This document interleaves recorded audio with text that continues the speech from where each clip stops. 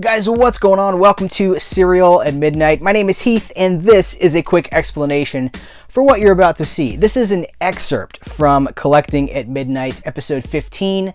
Collecting at Midnight is a Patreon exclusive series. It's really a long-form collecting discussion show, kind of a podcast for your eyes. It's uncensored, unscripted, unedited, and it really it's the minutia. It's the where, the what we got, how we got it, how much we paid for it, and again, long form. And surprisingly, like a lot of hot takes come out in that too. I'm very opinionated, and I'm less guarded than I am here on the main channel. I'm a little bit more raw, as I think you're going to see. But there are a few of these episodes, 3 or 4 of those Collecting at Midnight videos are here on the main channel. And then after that, I moved it over to Patreon because I'm always looking to serve our Patreon supporters with exclusives that no one else, that they can't get anywhere else. And so Collecting at Midnight was a really good fit for that. And so I should also say, we don't talk a ton about Patreon here, but we couldn't do what we do here on the main channel without that Patreon support. Our top level support is only $7 a month. That gets you all sorts of exclusives. Listen, we're just putting a wrap on July.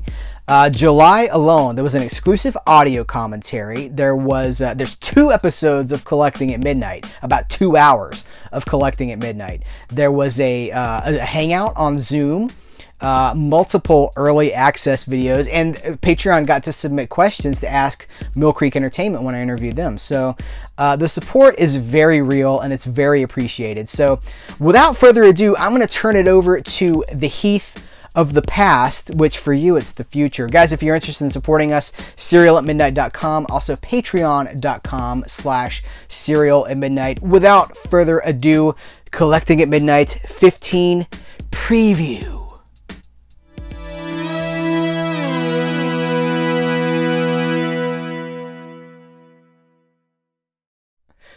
Guys, what's going on? Welcome to another exciting installment of Collecting at Midnight, your unfiltered, uncensored, unscripted, unedited look at the world of collecting through the lens of Serial at Midnight.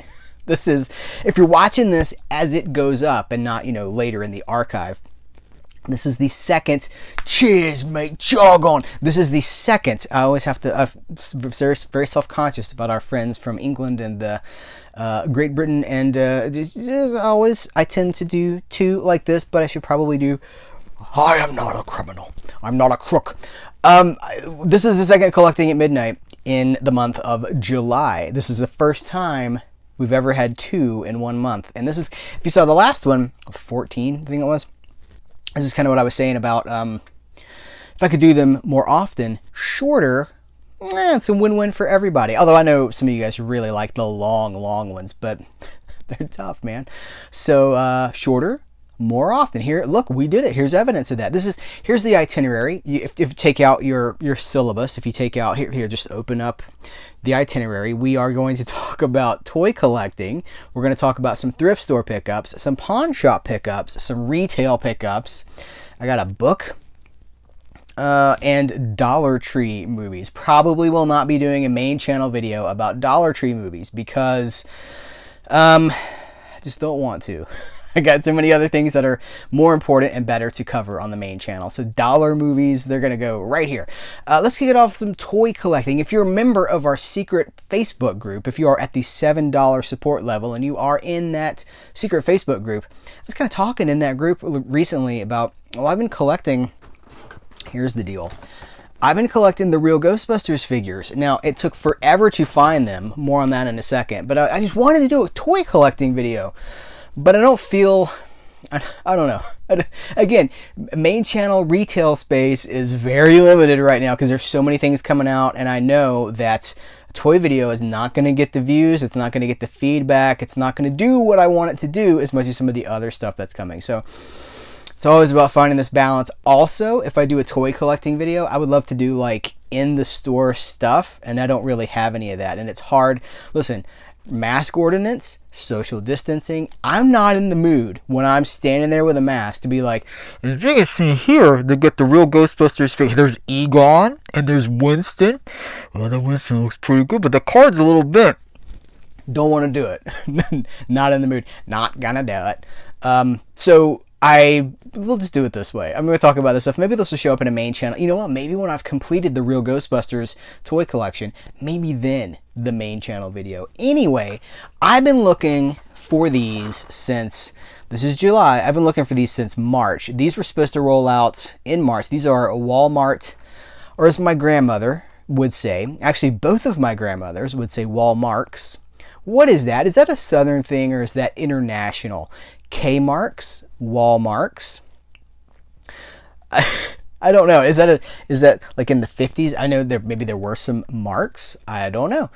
Anyway, these were Walmart exclusives, okay? But these also were timed to roll out just as the entire world was going into lockdown.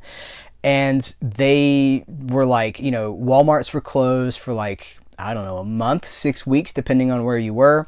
Stock has been slow. Now, people did, like Pixel Dan, like the diehard toy collecting community.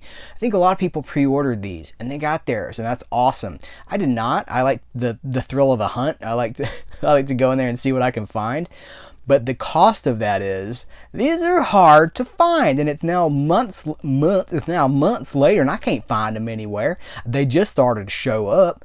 Surprise, surprise, surprise. Anyway, boy, this is like ADD. This episode is sponsored by Attention Deficit Disorder. Let's go into some movie. How about Dollar Tree? Dollar Tree movies? Now, I've been clear before about...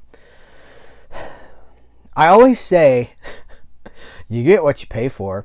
I don't need to go look for Dollar Tree movies. Clearly, I have more than I can get to. Stuff is coming in faster than I can review it. It's a wonderful problem to have.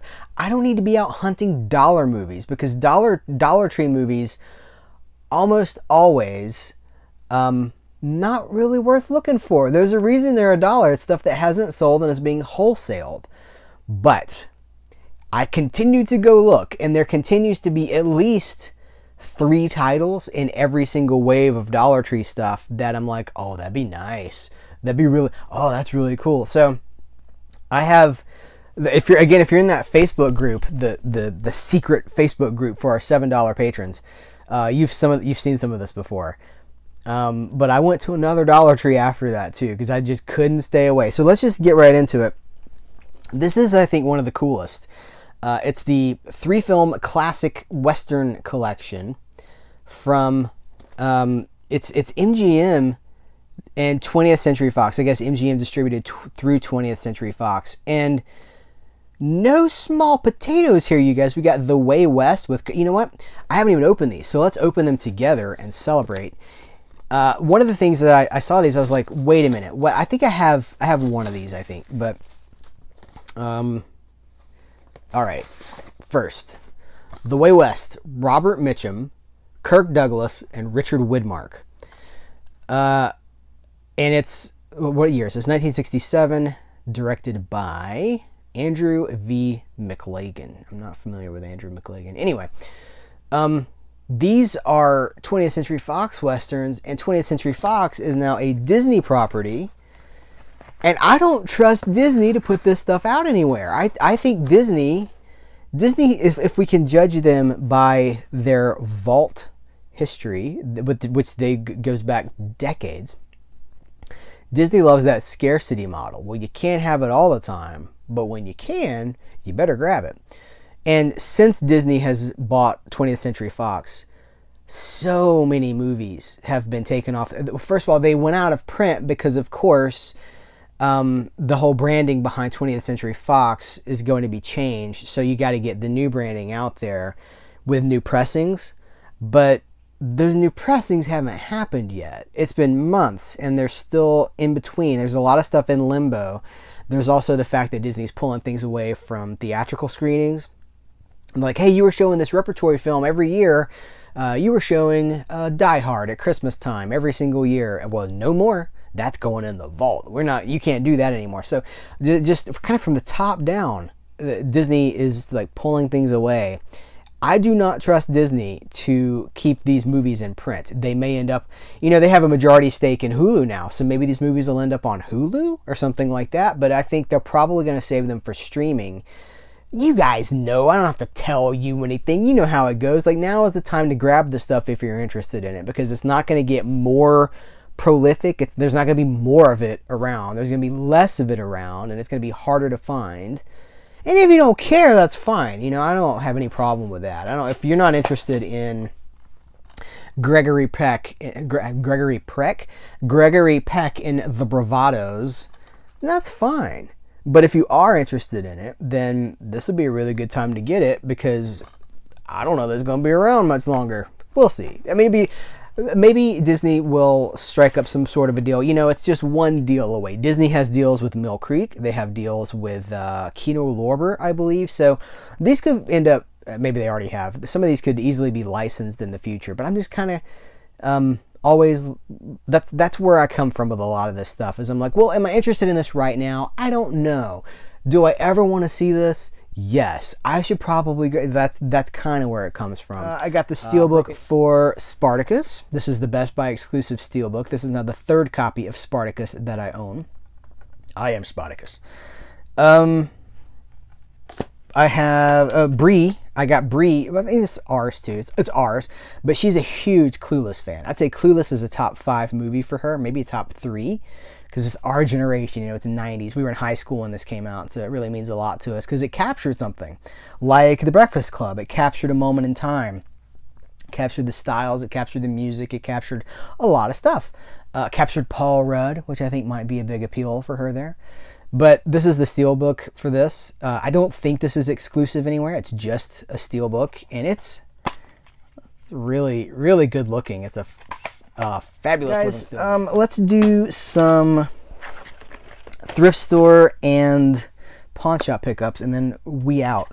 The cute thrift store, if you've seen my thrift store rant video that I did just for you guys on Patreon, but the cute thrift store that was charging a base price of $3 or more and putting these stickers on them. You guys, a used DVD at a thrift store with a $5.99 price tag on it. Like, what are you thinking? No one's going to pay $6 for a DVD at a thrift store. And of course, every time I go in there, it's the same stuff. It's not moving because no one's going to pay $6 for a DVD. Now, they only charge 3. It used to be 2. Now they're charging 3. I understand. Pandemic, you know, global stuff going on. I get it. And that's fine.